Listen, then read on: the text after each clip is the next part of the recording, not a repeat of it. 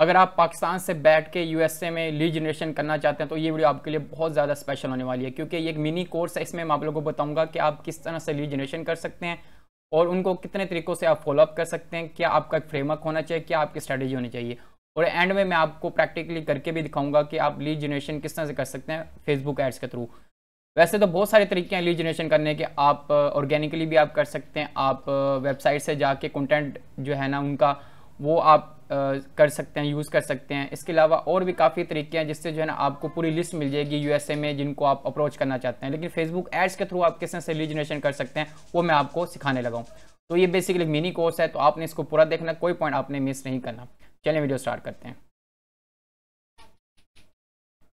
अगर आप मेरे से कोई पेड सर्विस लेना चाहते हैं तो आप मुझे इंस्टाग्राम पे या मेरे व्हाट्सएप पे कांटेक्ट कर सकते हैं। अगर आप मेरे से फेसबुक ऐड सीखना चाहते हैं बेसिक एडवांस लेवल, या आप मेरे से कंसल्टिंग लेना चाहते हैं, तब भी जो है आप मुझे इंस्टाग्राम पे या फेसबुक पे या आप मुझे व्हाट्सएप पे कांटेक्ट कर सकते हैं। देखें, जब भी आप लीड जनरेशन कर रहे होते हैं ना, पाकिस्तान में करना एक अलग बात है, लेकिन यूएसए में अगर आप कर रहे हैं तो आपको कोशिश करनी है कि आपने क्वालिटी पे कॉम्प्रोमाइज़ नहीं करना। आपकी क्वालिटी एक नंबर की होनी चाहिए। अगर आप सर्विस दे रहे हैं तो आपकी क्वालिटी जो है ना सर्विस की वो बहुत अच्छी होनी चाहिए। आपने क्वालिटी को प्रायोरिटाइज करना है, क्योंकि जब भी आप यूएसए में एड चलाते हैं ना तो वो मार्केट जो है कंपेटिटिव है। उनके पास देने को अमाउंट है, लेकिन वो एक क्वालिटी सर्विस चाहते हैं। अगर आप क्वालिटी उनको सर्विस दे सकते हैं तब जो है ना आप उनको सर्विस दें, अदरवाइज़ आप उनको ना दें। सबसे पहले आप अपने आप खुद पे काम करें कि आपकी जो क्वालिटी है वो एक नंबर होनी चाहिए। आप उनको रिजल्ट दे सकें, तब जो है ना आप उनको लीड जनरेशन करके दें, या आप उनके लिए जो आपने एड्स चलाने हैं या उनको आपने जो सेल करना है वो आप करें। सबसे पहले आप खुद पे काम करें। आपकी अगर सर्विस अच्छी होगी तो आप क्लाइंट्स को रिटेन भी कर पाएंगे और उससे अच्छा अमाउंट भी आप चार्ज कर पाएंगे। तो सबसे पहले आपके माइंड में ये बात होनी चाहिए। अक्सर लोग जो है ना वो जैसी मर्जी उनकी सर्विस है, क्वालिटी है या नहीं है, वो यूएसए में एड्स चलाने बैठ जाते हैं, जिसकी वजह से उनको रिजल्ट नहीं आते। तो मैंने खुद एक मेडिसिन कंपनी के लिए लीड जनरेशन की थी। पाकिस्तान से बैठ के मैंने उनके उनके जो है ना B2B बिज़नेस उनके लिए लीड जनरेशन करनी थी, तो बहुत अच्छा उनको रिजल्ट मिला था। मैंने किस तरह से उनको फॉलोअप किया था, किस तरह से मैंने लीड जनरेशन की थी, बेसिकली वही मैं इस वीडियो में एक्सप्लेन करने लगा हूँ। अब जो मैं आपको फ्रेमवर्क बताता हूँ कि आपका फ्रेमवर्क क्या होना चाहिए।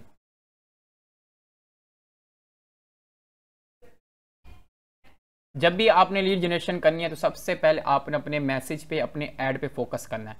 अब ऐड आपका किस तरह से बना हुआ है वो आपने क्वालिटी वाइज बनाना है, और जो आप उनको सर्विस देना चाह रहे हैं उसके बारे में एक्सप्लेन करना है आपने। और सबसे मेन चीज़ आपने उसमें बताना है कि आपने कितने क्लाइंट के साथ काम किया, क्या उनको रिजल्ट आपने निकाल के दिया है।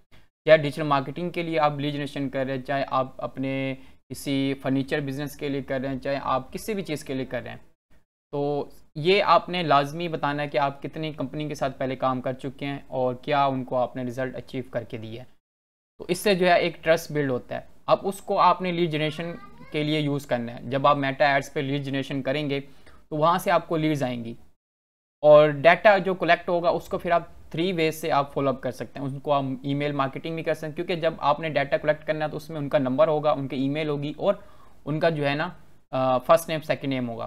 तो उसको आप ईमेल भी कर सकते हैं, क्योंकि वो ईमेल उन्होंने आपको प्रोवाइड किया। ईमेल मार्केटिंग के थ्रू आप उनको फॉलोअप कर सकते हैं। और उसके बाद आप, क्योंकि उनका नंबर भी बना होगा, उन्होंने नंबर भी आपको प्रोवाइड किया होगा, तो आपने व्हाट्सएप मार्केटिंग भी आपने यूज़ करना है। अब व्हाट्सएप मार्केटिंग के साथ साथ आपने कोल्ड कॉलिंग भी आपने उनको करनी है, कि आपने कोई एक पर्सन या एक सेल पर्सन आपने उनसे हायर कर लेना है, और या आप खुद भी कर सकते हैं। आप उनको कॉल करके आप उनको आउटरीच कर सकते हैं, उनको सर्विस पिच कर सकते हैं। हो सकता है कि ईमेल मार्केटिंग पे रिस्पॉन्स ना करे, व्हाट्सएप मार्केटिंग पे ना करे, कोल्ड कॉलिंग पे कर लेगा। समटाइम ऐसा होता है कि वो आपको व्हाट्सएप मार्केटिंग के थ्रू रिस्पॉन्स दे देता है। तो ये 3 वेज हैं जिसको जो है आप यूज़ कर सकते हैं अगर आप लीड जनरेशन करते हैं। तो सबसे मेन अगर पर्सनलाइज देखा जाए तो आपके लिए जो है ना व्हाट्सएप मार्केटिंग बेस्ट है, क्योंकि व्हाट्सएप जो है ना वो हर कोई यूज़ कर होता है, 24 घंटे जो है मोबाइल उनके हाथ में होता है। लेकिन ईमेल मार्केटिंग पे थोड़ा सा स्लो होता है, क्योंकि ईमेल मार्केटिंग जो है ना, या ईमेल जो है ना लोग बहुत कम ओपन करते हैं या बहुत कम यूज़ करते हैं, या वर्किंग आवर्स में करते हैं 9 to 5 जब कोई ऑफिस में होता है। लेकिन व्हाट्सएप जो है ना वो हर टाइम यूज़ हो रहा होता है। इसके अलावा कोल्ड कॉलिंग है वो भी आप यूज़ कर सकते हैं।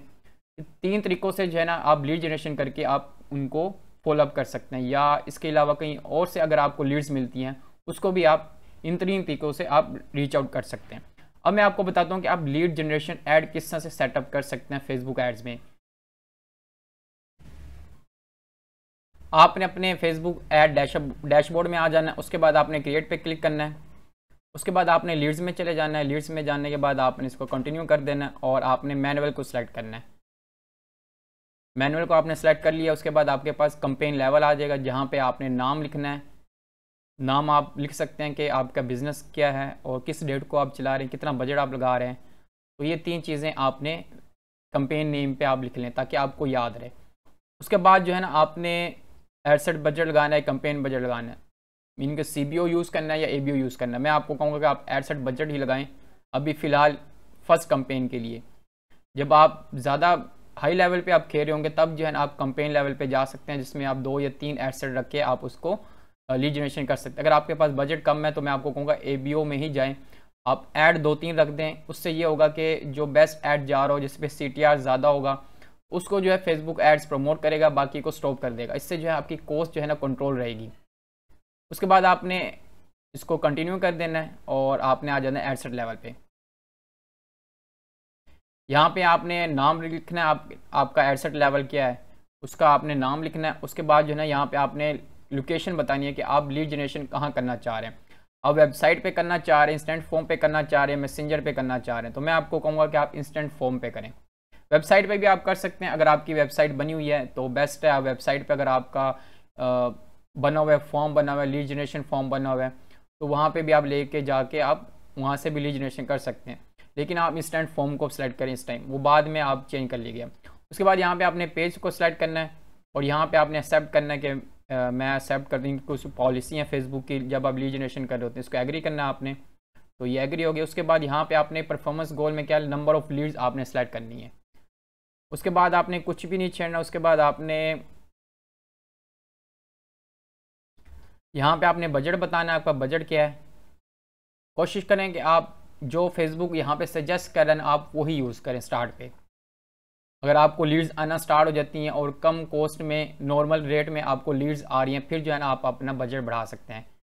डेट आपने रखनी है। अगर USA में आप ऐड चला रहे हैं, आप कोशिश करें कि वहाँ पे दिन हो, क्योंकि अगर यहाँ पे रात है तो वहाँ दिन होगी, क्योंकि आपने उस टाइम के अकॉर्डिंग ही यहाँ पे आपने यूज़ करना टाइम। अकाउंट आपका कोई भी हो, ऐड अकाउंट आप पाकिस्तानी भी यूज़ कर सकते हैं, आप कोई भी यूज़ कर सकते हैं, लेकिन जब आपने ऐड सेटअप करना है आपने इस तरह से करनी है कि जब आपका ऐड एक्टिव हो तो वहाँ पे दिन हो, जब लोग जाग भी रहे हों तो आपके ऐड पे इंप्रेशन भी आने चाहिए। उसके बाद यहाँ पे लोकेशन है, लोकेशन आपने USA रखनी है। जिस कंट्री में आप ऐड चला रहे होते हैं ना उसका जो है आपने यहाँ पे लोकेशन डालनी है।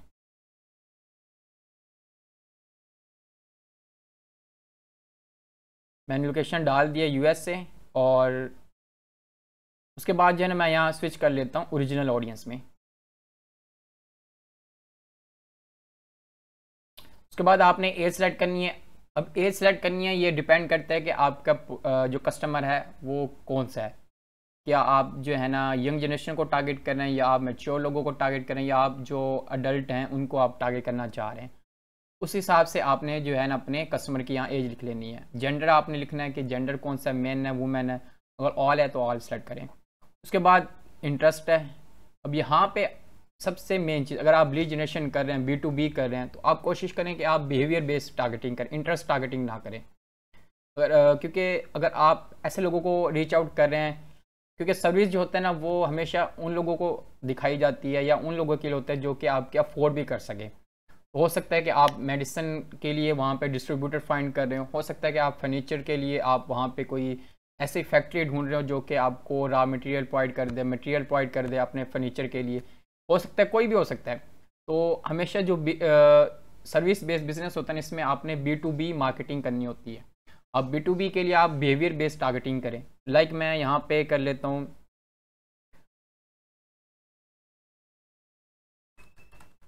फार्मासिस्ट। अब यहाँ पे जॉब टाइटल भी है, फील्ड ऑफ स्टडी भी है, और अब जॉब टाइटल को भी आप सिलेक्ट कर सकते हैं, क्योंकि जो जॉब कर रहा होगा हो सकता है कि उसका अपना बिजनेस भी हो, और जो जिस बिजनेस में आप लीड जनरेशन कर रहे हैं उसमें हो सकता है कि वो जॉब भी कर रहा हो। तो यहाँ पे आप जॉब टाइटल को आप कर सकते हैं, आप फील्ड ऑफ स्टडी को भी कर सकते हैं, लेकिन मैं आपको एक टिप दूंगा कि आप इंटरेस्ट टारगेटिंग ना करें। हो सकता है कि आपके बिज़नेस में काम कर जाए, मेरे बिज़नेस में इसने काम नहीं किया था जब मैंने लीड जनरेशन की थी। तो आप भी इस तरह से कर सकते हैं कि आप जॉब टाइटल को, बिहेवियर को, एम्प्लॉय, इस तरह के जो हैं वो आपने इंटरेस्ट सेलेक्ट करने हैं। यहाँ पे जिस तरह ये जॉब टाइटल है फार्मासिस्ट असिस्टेंट, आप इनको टारगेट कर सकते हैं। इसी तरह और इंटरेस्ट टारगेटिंग आप कर सकते हैं। आपने रिसर्च कर लेनी है कि आपके बिज़नेस के इंटरेस्ट कौन कौन से हैं। इसको जो है ना आपने अनटिक कर देना है। लैंग्वेज आपने सेलेक्ट करनी है तो कर सकते हैं, इंग्लिश कर सकते हैं।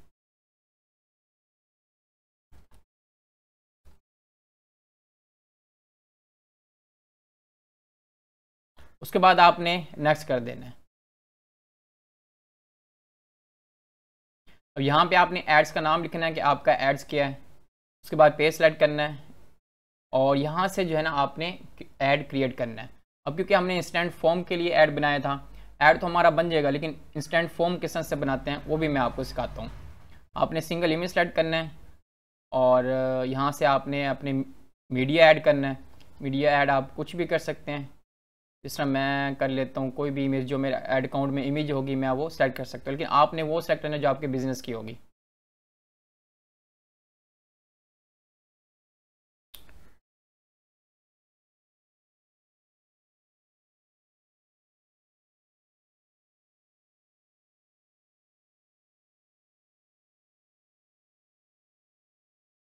मीडिया ऐड करने के बाद आपने प्राइमरी टेक्स्ट लिखना है और उसके बाद हेडलाइन लिखनी है और डिस्क्रिप्शन लिखनी है आपने। इसके बाद आपने यहाँ पे कॉल टू एक्शन देना है, साइन अप का देना है आपने, या गेट ऑफर का देना आपने, ये भी दे सकते हैं, अप्लाई नाउ का भी दे सकते हैं आप।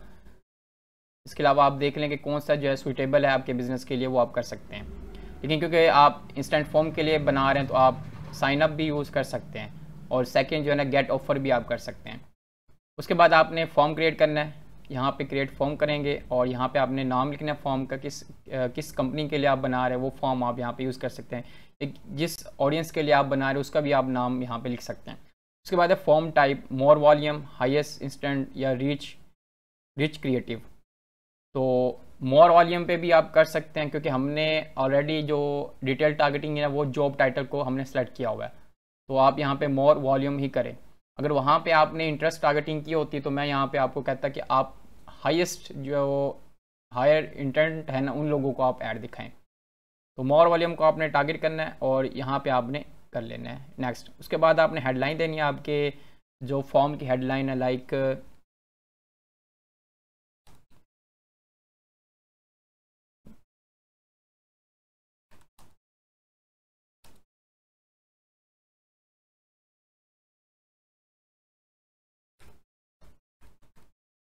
ये मैंने कुछ भी लिख लिया है कि आप जो है ना शूज़ बंडल में ले सकते हैं या buy shoes on wholesale price. Mean कि मैं उन लोगों को टारगेट करना चाह रहा हूँ जो कि मेरे से शूज़ बाय करें या मेरे से बनवाएं। इस तरह से भी कर सकते हैं, या आप कह सकते हैं कि क्योंकि हमने फार्मेसी स्टार्ट किया था तो हम कर सकते हैं we are looking distributor for our pharma.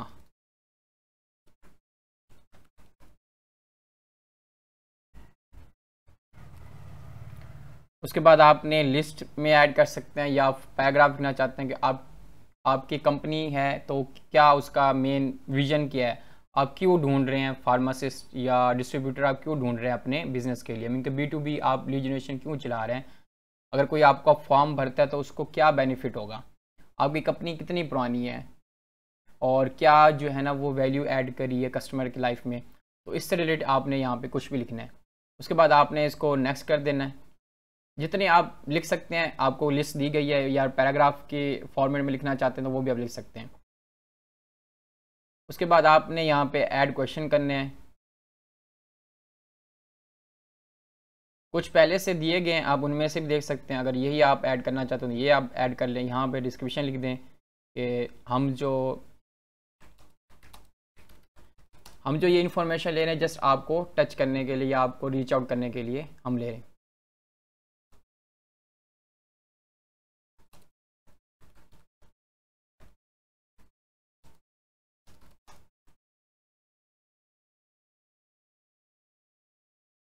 Mean क्या आपने उनको बताना है कि आप उनकी इन्फॉर्मेशन से क्या करेंगे, उनको रीच आउट करेंगे या उनको कांटेक्ट करेंगे, तो इस तरह से आपने उनको बता देना। उसके बाद नेम, ईमेल और भी आप ऐड कर सकते हैं। कॉन्टैक्ट इन्फॉर्मेशन में जाके आप फ़ोन नंबर आप ले सकते हैं, email, full name, phone number.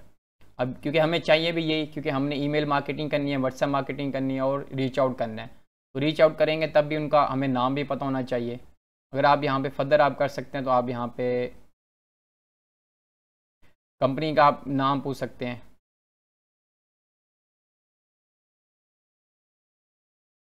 अब यहाँ पे कंपनी का नाम भी पूछ सकते हैं। तो उसके बाद आपने इसको नेक्स्ट कर देना है।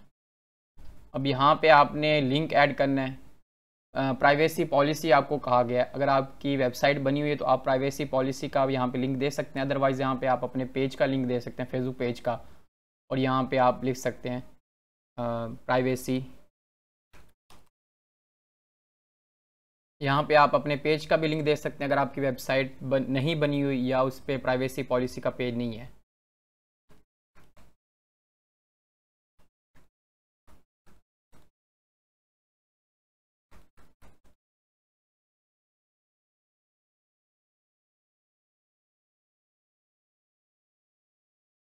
यहाँ पे आप डिस्क्लेमर भी ऐड कर सकते हैं और उसके बाद डिस्क्लेमर ऐड करने के बाद आपने इसको नेक्स्ट कर देना है। यहाँ पे हेडलाइन लिखनी है कि कोई आपका फॉर्म फिल करता है तो उसको हेडलाइन मतलब उसको क्या दिखना चाहिए। आप थैंक यू यहाँ पे ऑलरेडी लिखा हो तो आप यही रहने दें। डिस्क्रिप्शन आप जो लिखी हुई है वो बेस्ट है। अदरवाइज़ अगर आप इसको चेंज करना चाहते हैं तो आप अपने बिजनेस के अकॉर्डिंग इसको चेंज कर सकते हैं। उसके बाद आप कोई फॉर्म फिल करते हैं, उसके बाद फर्दर आप उसको कहाँ लेके जाना चाहते हैं कि कोई आपकी वेबसाइट पे जाए या आप कोई फाइल अटैच करते हैं PDF फाइल वो देख ले या वो आपको कॉल करे, तो ये डिपेंड करता है। तो मैं चाहूँगा कि वो वेबसाइट पे विज़िट करे। यहाँ पे हमने वेबसाइट का लिंक दे देना है।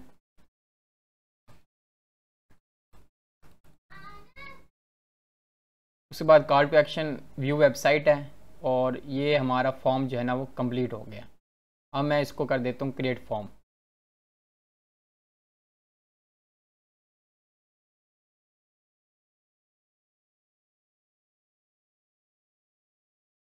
ये हमारा फॉर्म क्रिएट हो गया है।